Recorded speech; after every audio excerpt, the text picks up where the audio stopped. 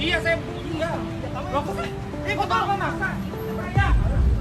Ini saya Pak. Iya kamu ikut juga. Saya yang ambil. Kamu saya sita.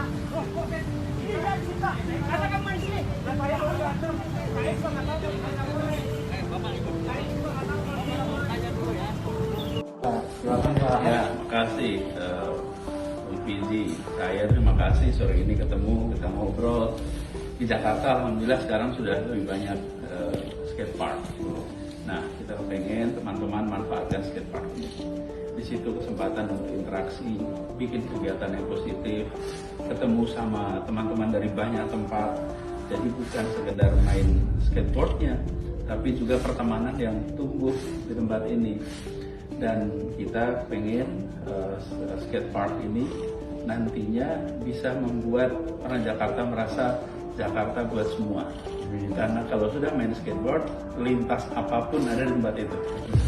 Dan silakan teman-teman, yang penting pesan saya, protokol kesehatan ditaati. Silakan main skateboard, tapi masker jangan lewat, dipakai. Jaga jarak, dipakai. Jadi insya Allah dengan begitu mainnya dapat, sehat.